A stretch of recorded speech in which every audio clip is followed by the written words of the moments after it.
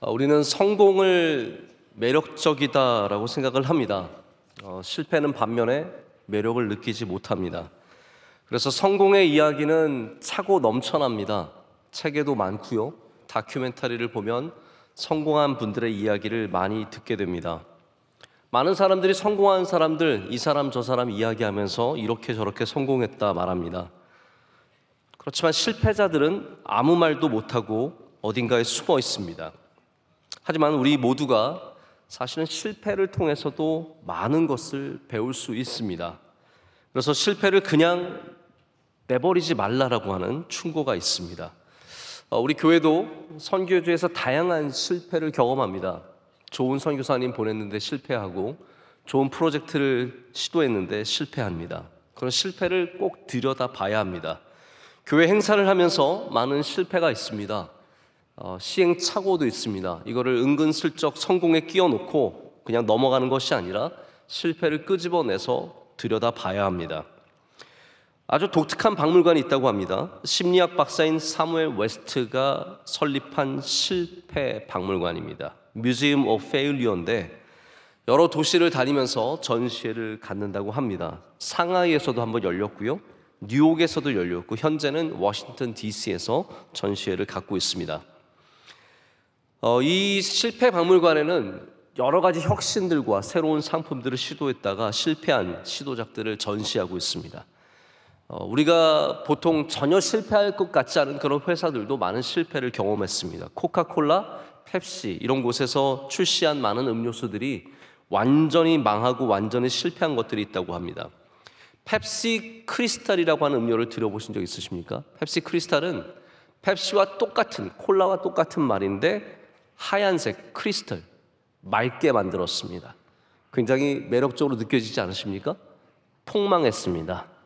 완전히 망해서 아무도 안 마셔서 결국은 다 수거했습니다. 코카콜라는 새로운 맛을 한번 도전해보겠다고 뉴 코카콜라라는 이름으로 출시를 했는데 겨우겨우 연명하다가 2002년에 단종하였습니다. 미국의 가장 큰 치약회사 중에 하나인 콜게이트가 자신들이 음식을 만들어 보고 싶다고 냉동 파스타, 냉동 라자냐를 만들어서 출시했는데 겉면에 콜게이트라는 그런 큰 이름을 적자 모두가 치약 맛이 날 것 같다는 생각을 갖고 전혀 사지 않아서 완전히 망했습니다. 이런 상품들이 전시되어 있는 그런 실패 박물관을 통해서 우리는 혁신이라고 다 성공하는 것이 아니라, 새로운 아이디어라고 다 좋은 것이 아니라 모든 도전들이 다 성공할 수 없다라는 것을 절실한 교훈을 배우게 됩니다.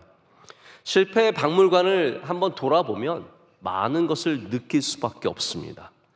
여기 실패 박물관이 또 있습니다. 성경책은 굉장히 많은 성공의 이야기와 함께 수많은 실패의 이야기를 담고 있는 실패 박물관입니다. 만약에 여러분께서 성경을 보시면서 전시되어 있는 이 실패작들을 발견하시지 못하신다면 성경의 일부분만을 보고 계신 겁니다. 창세기가 실패 박물관입니다. 처음부터 실패했습니다. 인간은 처음부터 실패했습니다. 아담과 하와가 실패했고요, 그의 아들인 가인이 예배에 실패했고 삶에 실패했습니다.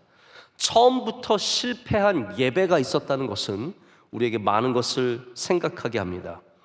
믿음의 조상이었던 그 훌륭한 아브라함도 실패를 지나갔습니다. 야곱이 큰 실패를 경험했고 요셉의 형제들이 어마어마한 실패를 저질렀습니다. 창세기를 나오면 더 큰 실패의 전시장을 마주하게 됩니다. 애굽의 바로의 실패로 시작해서 광야를 지나는 수많은 이스라엘 백성들이 교만으로 인해서, 불순종으로 인해서 얼마나 많은 실패를 반복했는지 모릅니다. 악한 사람들만 실패한 것이 아닙니다. 신약에 보면 베드로가 실패했습니다. 바울이 실패했습니다. 바울같이 성령으로 충만하며 하나님의 일을 열심히 하던 그가 목회지마다 여러 가지 실패를 경험하게 됩니다. 그가 기른 사람이 배반하기도 하고요, 그가 쌓았던 모든 것들이 한순간에 날아가는 순간들도 있었고, 오해를 받았고 어려움을 당한 이야기들이 성경에 낱낱이 다 기록이 되어 있습니다. 교회의 실패가 있고 사람의 실패가 있고 기관의 실패가 있고 여러 다양한 실패를 성경은 우리에게 가르쳐주고 있습니다. 오늘 바벨탑의 이 본문 말씀은 제가 창세기라는 이 실패 박물관 속에서 어떤 것을 여러분에게 보여드려야 하는가를 고민하다가 고른 본문입니다. 특별한 계시가 있어서 이번 주는 바벨탑이다 이런 말씀이 있어서 한 거는 아니고, 오직 또 제가 이렇게 대단한 생각이 있어서 한 건 아니고요. 이 본문을 통해서 우리가 이걸 살펴보다 보면, 들여보다 보면 반드시 하나님께서 주시는 말씀이 있을 거라는 생각을 갖고 여러분과 함께 그 은혜를 오늘 나누고자 합니다. 바벨탑의 사건을 한번 좀 생각해 보기를 원합니다. 바벨탑 이야기는 노아 홍수 이후의 이야기입니다. 사람들이 늘어났습니다. 인구가 늘어났습니다. 이제 이들은 함께 모여 살기 위해서 도시를 이루고, 그리고 그 가운데 성읍을 건축하고, 또 그들의 신전, 오늘 바벨탑도 신전인데요, 이러한 시설들을 건축하기 시작합니다. 드디어 벽돌을 사람들이 만들기 시작했습니다. 지금도 이집트에 가면 피라미드가 있고 중동에 가면 지구라트라는 것이 있습니다.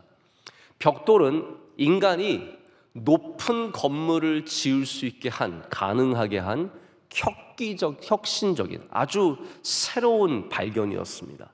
벽돌 때문에 사람들은 지금까지 기껏해야 1층, 2층의 집을 짓고 살다가 이제는 높은 건축물을 만들 수 있게 되었습니다. 이런 능력은 마치 전쟁을 하는데 처음에 맨손으로 싸우다가 칼을 갖고 싸우는 것과 마찬가지로 굉장히 큰 변화였고, 인류가 새로운 일들을 도전할 수 있는 계기가 되었습니다.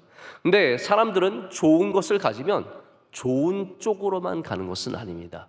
좋은 것을 가져도 나쁜 쪽으로 갈 수 있는 것이 우리 인간이죠. 그래서 이 사람들이 모여서 4절에 이렇게 말합니다. 자, 성읍과 탑을 건설하여 그 탑 꼭대기를 하늘에 닿게 하여 우리 이름을 내고 온 지면에 흩어짐을 면하자라고 말하면서 이 탑을 쌓아가기 시작합니다. 그래서 시날 평지에 도시를 세우고 탑을 쌓았습니다. 네, 여러분, 여기에 굉장히 중요한 한 가지 우리가 간과하지 말아야 할 것이 있습니다. 하나님께서는 우리 사람을 만드시고 사람이 세상에 충만하게 하시기 위해서 흩어져서 여러 곳에서 살 것을 말씀하셨는데, 오늘 말씀을 아까 4절을 보면 흩어짐을 면하자라는 말이 나옵니다. 이 말은 다시 말해서 바벨탑을 짓는 사람들이 하나님의 의도와 하나님이 창조하신 목적에 반해서 하나님의 뜻을 쫓아가지 않고 우리의 원하는 대로 탑을 짓고 살기를 원했던 것을 보여줍니다. 여러분, 하나님께서 환경운동가처럼 고층 건물 반대하는 운동가가 아니십니다. 우리가 높이 올라가는 게 그냥 싫으신 게 아닙니다. 인간이 잘 되고 인간이 발전되는 게 싫으셔서 내려오신 다음에 딴지를 거시는 사건이 아닙니다. 우리가 애초에 발견해야 되는 것은 이들이 하나님을 떠나서 하나님이 없는 도성과 그리고 신전을 만들었기 때문에 하나님께서 그것을 경계하셨고 결국은 심판하셨다는 것입니다. 하나님이 그래서 이들을 결국은 다시 흩으십니다. 원래 하나님께서 하시던 일을 하시게 되는 것이죠. 그래서 바벨은 원래 발랄이라고 하는 단어에서 온 말인데, 이 발랄은 흩는다, 섞어 놓는다라는 그런 의미를 갖고 있습니다. 혼란스럽다는 의미죠. 그래서 이 바벨에서 출발한 국가가 있습니다. 우리가 요즘에 다니엘에서 나누는 바벨론이 바로 이 바벨에서 시작된 나라입니다. 하나님이 없는 나라, 하나님이 없기 때문에 혼잡한 나라, 모든 것이 뒤죽박죽 질서 없이 섞여 있는 것이 바벨론이고, 그리고 하나님께서는 그 바벨을 심판하시듯이 바벨론을 또한 심판하십니다. 여기에 우리가 좀 더 하나 신학적인 내용을 첨부하자면, 우리 몇 년 전에 저희 교회 저녁 예배 오셔서 말씀을 전해주신 위튼 대학교의 구약학 교수님이 계십니다. 존 워튼 교수님이신데 기억하시는 분들도 계실 겁니다. 그때 존 월튼 목사님께서 저희에게 임마누엘 하나님을 말씀해 주시면서 바벨탑 이야기를 주셨습니다. 바벨탑이 우리가 생각할 때는 하나님께 닿기 위해 쌓았던 건축물이라고 생각을 했는데 그렇지 않다는 거예요. 이분의 주장은 당시의 신전들은 하나님께 닿으려는 것이 아니라 하늘에 계신 하나님을 끌어내리기 위해서 만든 신전이었다는 거죠. 우리의 교만함이 다양한 교만함이 있지만 하늘에 닿으려고 하는 교만함도 참 대단한 교만함인데, 하늘에 계신 하나님을 우리 마음대로 우리의 자리로 끌어내리려고 하는 그 교만함이 더 큰 교만함이었다라고 말씀해 주실 때 제가 굉장히 많은 도전을 받았던 생각이 납니다. 자, 우리는 이 실패에서 무엇을 배워야 하며 무엇을 배울 수 있겠습니까? 무엇을 발견하십니까?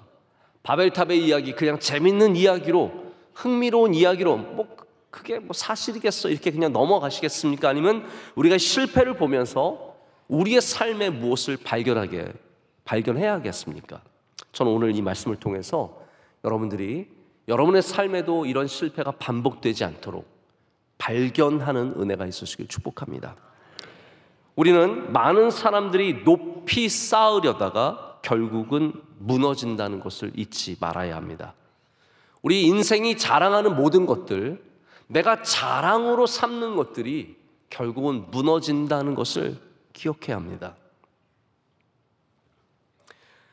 우리 사람들이 다 자랑을 하는데요, 자랑하는 방식은 다릅니다. 어떤 사람은 좀 되게 드러내서 자랑하지만 어떤 사람은 또 조용히 자랑합니다. 근데 이 모든 것이 사실은 다 자랑입니다. 어떤 중국계 미국인이 코미디언인데 이 자랑하는 거에 대해서 인종별로 다른 것을 얘기하는 걸 제가 보고 굉장히 웃었던 기억이 납니다. 이분이 말하기를 흑인들은 이게 얼마짜린지 얘기하면서 자랑한대요. 그래서 흑인들이 모이면 야, 나 이 신발 봐. 이거 신발 100만 원짜리야. Wow, man, that's so cool, man. 그러면서 100만 원짜리야 그러면 좋아한대. 목걸이 그 옆에 있는 야, 이거 목걸이 이거 이 블링블링한 거 봐봐. 이거 1000만 원짜리야. 그러면 No way, man. 그러면서 너무너무 부러워하고 이게 다 가격을 말한다는 거예요. 근데 백인들은 그렇지 않다고 합니다. 백인들은 너무 비싸서 힘들다는 말로 자랑한다고 합니다. 여자들끼리 모여서 얘기하다가 야, 이번에 우리 아들이 사립학교에 갔는데 등록금이 너무 비싸. 너무너무 비싸. 그 말이 뭐예요? 나는 그 돈을 낼 수 있다라는 말이죠. 그게 굉장히 비싸다고 얘기하면서 자랑한다고 합니다. 아, 이번에 남편이 차를 또 샀는데 왜 그러는지 몰라. 너무 비싼 걸 샀어. 진짜 속상해 죽겠어. 그러면서 은근슬쩍 내가 비싼 걸 샀다는 것을 자랑한다는 거죠. 동양인은 굉장히 다릅니다. 동양인은 내가 이것을 얼마나 싸게 샀는지를 자랑한다고 합니다. 엄마가 아들한테 케빈, 내가 이거 얼마에 샀게? 그러면 아들이 100만 원? 그러면 30만 원. 70% 세일할 때 내가 건졌어. 이거 원래 200만 원짜리인데. 그러면서 싸게 산 것을 늘 자랑한다고 합니다. 표현하는 방법은 다 다르죠. 드러냈고 불평하고 또 싸게 샀다는, 절약했다는 자랑이지만 사실 그게 다 자랑이라는 겁니다. 우리 성경에는 인간의 자랑이 많이 나옵니다. 바벨탑은 그 자랑 중에 하나입니다. 우리가 얼마나 높이 올라갈 수 있는지, 우리가 얼마나 거대한 것을 이룰 수 있는지에 대한 자랑입니다. 내가 이만큼 할 수 있다, 내가 이만큼 이루었다, 내 힘으로 했다, 내 능력으로 했다, 이런 자랑들이 결국은 실패를 불러온다는 것이죠. 자랑은 우리로 자만하게 합니다. 나 할 수 있어. 이게 굉장히 위험한 생각일 때가 있습니다. 나는 할 수 있어. 저 사람들은 안 되지만 나는 괜찮을 거야. 자만은 또한 교만하게 됩니다. 그리고 교만은 패망의 선봉이 된다라고 성경이 말하고 있습니다. 자랑이 악이 될 수 있다는 사실 여러분 아십니까? 야고보서 4장 16절은 이렇게 말합니다. 이제도 너희가 허탄한 자랑을 하나니 그런 자랑은 다 악한 것이라 라고 말합니다. 자랑이 악하대요. 악한 것은 하나님이 없다라는 뜻입니다. 하나님이 안 계시다는 뜻입니다. 자랑 안에는, 우리를 드러내는 교만 안에는 하나님이 계시지 않다는 말입니다.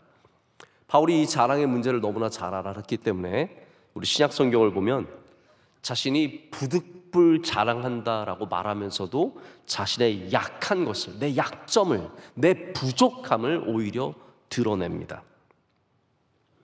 여러분, 인생에 결국은 누가 높이 올라갈까요? 자랑하는 사람들, 잘 나가는 사람들? 아닙니다. 교만하는 사람들, 지금 높은 탑을 쌓아 올라가는, 나보다 훨씬 더 높은 곳에 있는 사람이 잘 되는 것이 아니라 지금은 낮아도 겸손한 사람이 잘 되고요, 지금은 별거 아닌 탑일지라도 하나님을 경외하는 사람이 결국은 높이 올라가게 되어 있습니다. 높이의 문제가 아니라는 거예요. 바벨탑보다 더 높은 탑을 쌓아도 하나님께서 지켜주시고 보호해 주실 수 있습니다. 믿음이 있는 탑이라면. 그러나 바벨탑보다 훨씬 낮은 탑을 쌓아도 그것이 나의 자랑이요, 나의 능력이라면 그 탑 또한 무너질 수밖에 없습니다. 우리는 바벨탑을 보면서 인간의 자랑이, 그 교만함이, 아나무인격인 그러한 모든 것들이 결국은 무너진다는 사실을 잘 기억해야 합니다. 그래서 실패도 교육입니다. 성경이 아무 이유 없이 이러한 실패를 기록했다고 생각하면 안 됩니다. 분명히 이유가 있습니다. 하나님께서는 우리가 이 실패를 보기를 원하시고 이 실패를 통해서 더 바른 길을 걷기를 원하십니다. 할렐루야. 어떤 분들은 이렇게 말씀하세요. 목사님, 성공한 이야기만 들어도 바쁜데 뭐하러 실패한 이야기까지 들어야 합니까? 라고 물으시는 분들이 있습니다. 제가 가끔 초긍정인 분들, 부정적인 것은 조금도 원하지 않는 초긍정적인 분들을 만나면서 그분들 가운데 남들도 긍정이 되기를 바라는 분들 만나면 이 긍정에 대한 요구가 폭력처럼 느껴질 때가 있습니다. 제가 긍정적인 말로 유명하신 어떤 목사님을 만났는데 이분이 초면인데 처음 만났어요. 만나자마자 제 모든 것을 뜯어 고치시려고 하더라고요. 말하는 것, 모든 것 하나하나를 말할 때마다 목사님 그렇게 말하면 안 되죠. 저는 근데 그게 그렇게 말씀하시는 것이 긍정인지 부정인지를 오히려 헷갈렸습니다. 저의 모든 것을 뜯어 고치려고 하는 그 시선 자체가 더 부정적인 것이 아닌가라는 생각을 제가 해보게 되었습니다. 여러분, 왜 그런 거 있지 않습니까? 감사를 가르치면서 짜증내는 사람들. 야, 감사 좀 하라니까 좀. 너 감사도 못하니? 감사를 가르치는데 짜증이 가득해요. 뭔가 모순되지 않습니까? 그래서 여러분, 우리가 긍정을 성공을 좋아해도 성공만 외쳐서는 성공이 아니라 오히려 실패가 되기 쉽습니다. 지나친 긍정주의가 아니라 성경이 실패의 이야기를 담고 있다면 우린 당연히 실패의 이야기를 들어야 한다는 것이죠. 성공의 박물관도 있습니다. 근데 성공의 박물관만 다니면 위험합니다. 왜냐하면 때로는 성공의 이야기가 영광의 대상이신 하나님을 가리고 그 성공의 전시관에 하나님은 안 계시고 사람만 있을 때가 많기 때문입니다. 여러분, 성공 이야기가 중요하죠.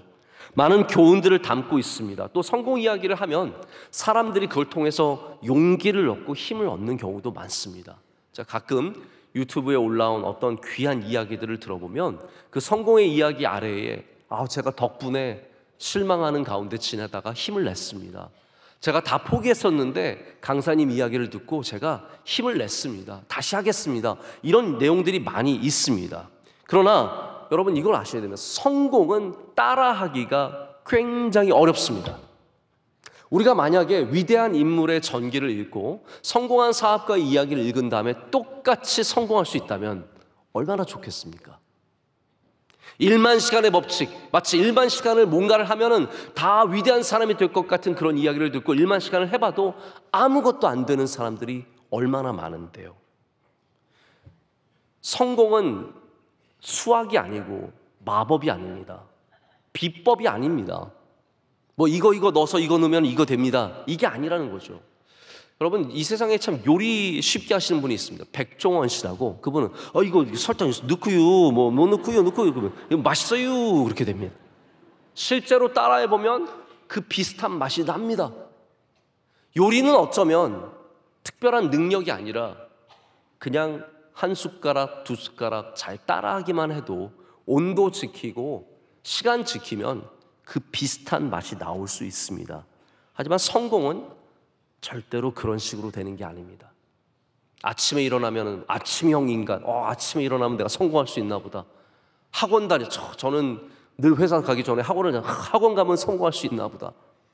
사람을 많이 만났습니다. 열심히 했으면 사람 만나면 성공할 수 있나 보다. 그게 아니라는 것이죠. 실제로 내 방식대로 하면 성공할 거야라는 이야기가 얼마나 위험한지 모릅니다. 2차 대각성 운동을 이끌었던 찰스 핀이라고 하는 목회자가 나중에는 미국의 명문대학이죠, 오벌린 대학의 총장으로도 지내셨는데, 이분은 부흥을 경험하면서 너무 자신감이 생겼어요. 생각하기를 뭐 부흥이 뭐가 그렇게 어려워, 이렇게 준비해서 이런 말씀하고 이렇게 하면 부흥이 있어 라고 아예 책을 쓰셨어요. 부흥이라는 책을 써서 너희도 그 부흥을 하라는 거예요. 근데 여러분, 이건 너무나 잘못된 접근을 하는 겁니다. 제가 조심스럽게 말씀을 드리자면, 하나님을 이끌어낸다는 면에서 이러한 접근 방식은 바벨탑과 별로 다른 게 없습니다. 내가 하는 방식대로면 교회 부흥할 거야? 그거는 하나님을 이끌어낸다는 말이잖아요. 하나님은 이끌어 오시는 분이 아니라 임재하시는 분이세요.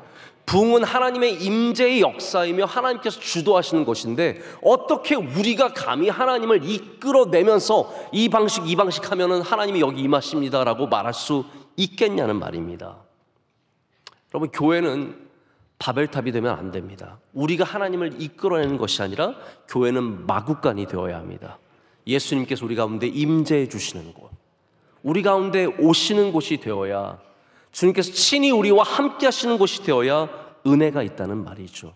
그래서 우리는 바벨탑에 엎드려서는 안 되고 마구간에 엎드리는 사람들이 되어야 합니다.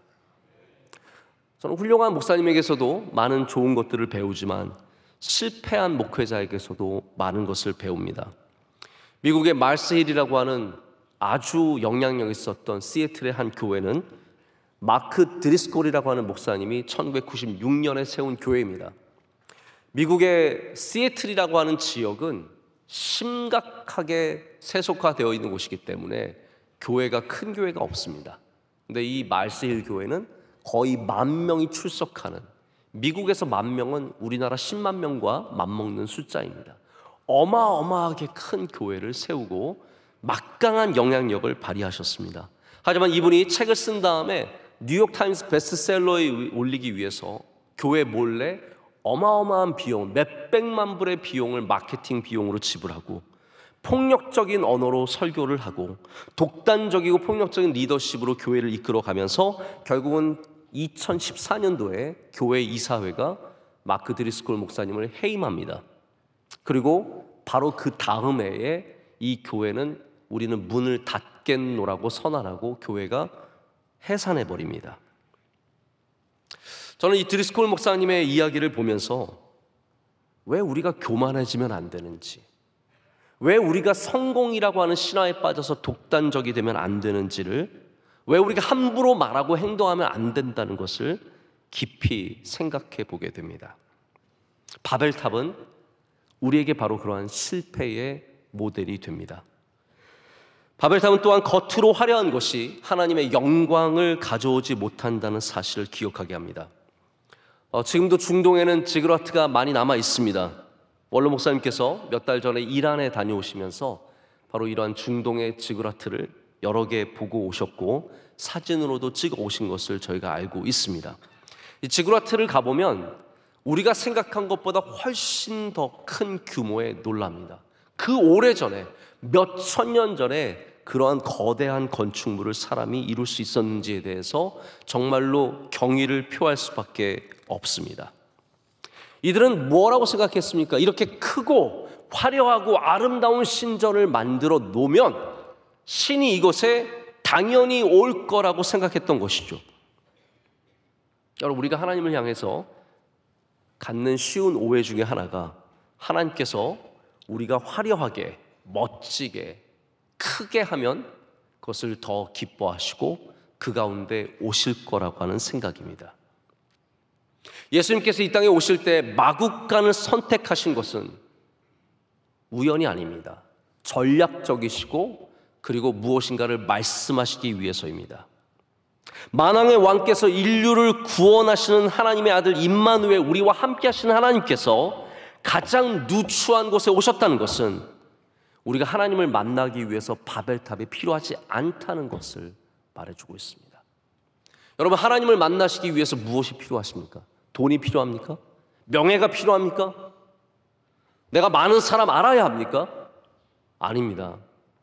우리가 아무것도 아니어도, 마국간 같은 존재여도 하나님은 거기에 임재해 주시고 그곳에 임하여 주신다라는 것이죠. 가끔 교인들을 만나다가 이런 분들이 계세요. 목사님, 제가 잘 되면 목사님 가서 뵐게요, 이렇게 말씀하시는 것입니다. 그런 분을 다시는 본 적이 별로 없습니다.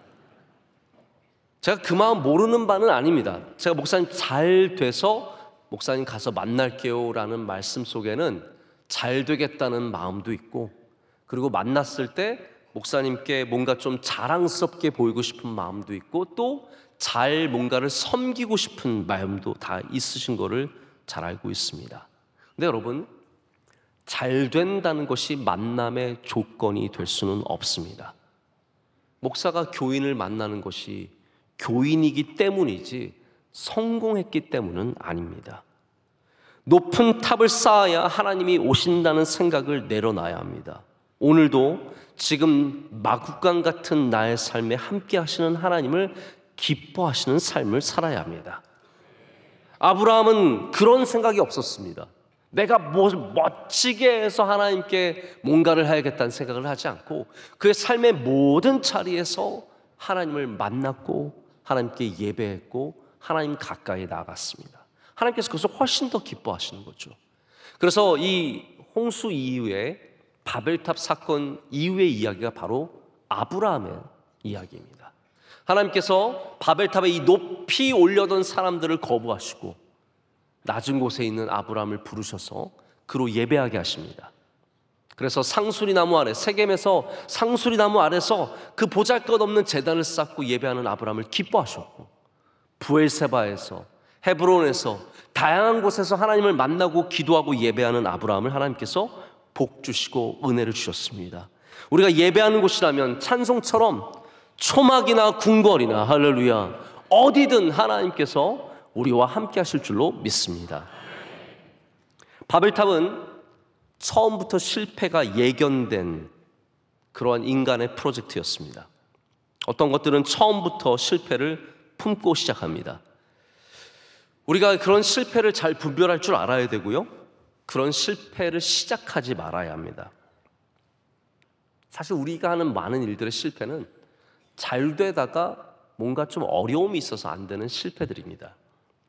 중요한 부분을 놓쳤습니다. 공부를 열심히 했는데 안타깝게 실패했어요. 열심히 이 일을 준비했는데 마지막에 뭔가 방해를 받아서 실패했어요. 이 계획을 잘 준비해서 여기까지 왔는데 비가 오고 천재지변이 있으면서 어려움이 생겨서 실패했어요. 그런 실패가 있는가 하면 애초부터, 그 씨앗부터, 그 태생부터 모든 실패를 품고 시작하는 일들이 있습니다. 바벨탑이 바로 그러한 일입니다. 바벨탑은 처음부터 하나님의 뜻과 어긋나 있었습니다. 하나님께서 온 땅에 충만해지기를 원하셨거든요. 하나님께서, 여러분 기억해 보십시오, 사람을 만드신 다음에 뭐라고 말씀하셨냐면 너희가 생육하고 번성하라, 이 땅에 충만하라고 말씀하셨습니다. 할렐루야. 그게 우리 인간에게 주신, 우리 인간을 향한 하나님의 뜻이에요. 제 미국 친구 목사님은 맨날 만나면 human flourishing이라는 말을 많이 합니다. 인간의 번성함, 그게 하나님의 뜻이기 때문에 하나님의 계획이기 때문에 우리 모든 인간은 번성함을 누려야 한다면서 휴먼 플로리싱을 많이 얘기합니다. 그렇습니다. 하나님은 우리가 애초에 바로 이렇게 흩어져서 많은 번성함을 이루길 원하셨는데, 바벨탑은 처음부터 하나님의 뜻을 떠나서 그들의 마음대로 세운 도성에서 자신들의 욕망과 자신들의 꿈을 이루는 그러한 탑을 쌓고 올라갔습니다. 우리가 올라가는 우리가 쌓아가는 이 탑이 하나님의 뜻을 떠난 바벨탑이라면 그 바벨탑은 어떠한 탑이 되었든 이미 실패를 예견하는 탑일 수밖에 없습니다. 여러분이 꿈꾸는 번성함이 어떤 종류의 번성함입니까? 하나님을 떠난 번성함입니까? 아니면 예수 그리스도 안에 거하시는 번성함이십니까? 우리의 탑이 무너지지 않는 탑이 되려면 오늘도 예수 그리스도 안에 거하는 주님의 포도나무에 붙어있는 가지의 번성함이 되어야 할 줄로 믿습니다. 그렇지 않으면 우리가 쌓아가는 모든 탑은 이미 실패가 예견되어 있는 탑일 수밖에 없습니다. 말씀을 맺습니다. 실패가 꼭 실패로 끝나는 것은 아니죠. 바벨탑은 실패로 끝났지만 또 성경에는 실패가 실패로 끝나지 않는 이야기들도 담겨 있습니다. 그래서 실패의 이야기와 성공의 이야기는 이어져 있습니다. 실패가 성공이 되는 이야기들이 있기 때문입니다. 대표적인 예가 베드로입니다. 베드로는 사실 좀 인간적으로 부끄러울 것 같습니다. 너무나 부끄러운 이야기들을 성경이 낱낱이 우리에게 드러내고 그것을 실패 전시관에 떡하니 제일 잘 보이는데 딱 붙여놨기 때문입니다. 설레발 치다가 물에 빠진 거, 베드로 역시 베드로야. 주님 제가 물에 들어가서 걷겠습니다. 같이 걸을게요 하다가 쏙 빠져가지고 살려주세요, 살려주세요. 제가 시간만 좀 됐으면 멋지게 구현해드리고 싶은데 다 아시는 내용이니까. 베드로 얼마나 부끄럽습니까? 3번 예수님 부인한 거, 저 모릅니다. 절대로 모릅니다. 진짜 모른다니까요. 모른다고요.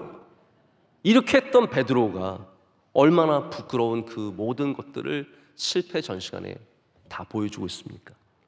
하지만 또한 동시에 우리는 베드로라는 인물을 성공 박물관에서 발견하게 됩니다. 그 사이가 무엇일까요?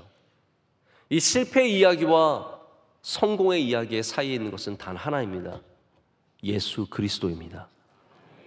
예수 그리스도께서 이 실패의 이야기와 성공의 이야기의 사이에 계셨기 때문에 베드로의 실패는 실패로 끝나지 않고 주님의 사랑으로 회복되고 주님의 부르심을 붙잡고 그가 다시 일어서서 주님과 함께 또 주님을 위해서 헌신하는 주님의 종이 됩니다. 여러분의 실패가 실패로 끝나지 않으려면 우리 주 예수 그리스도 앞으로 가셔야 합니다. 주님 앞에 가는 사람은 다 새로운 피조물이 되고 주님 안에서 새로운 생명을 얻게 되며 그 인생은 실패로 끝나는 인생이 아니라 하나님께서 기뻐하시는 번성함으로 맞춰지는 복된 인생 될 줄로 믿습니다.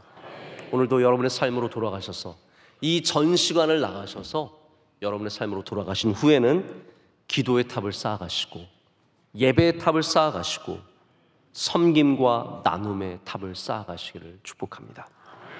기도하겠습니다. 하나님 감사합니다. 오늘 우리를 불러주시고 또 이곳에서 주님의 말씀에 귀 기울이게 하심을 감사합니다. 오늘 실패 박물관에 있는 수많은 일들을 생각해 봅니다. 우리도 그들과 별반 다르지 않다는 것을 기억하며 주님 앞에 회개하며 나아갑니다.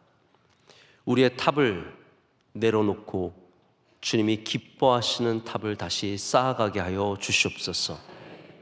절대로 늦지 않았음을 기억하게 하시고 지금부터 시작되는 이 탑이 주님께 아름답게 올려질 줄로 믿습니다. 예수님의 이름으로 간절히 기도드립니다. 아멘.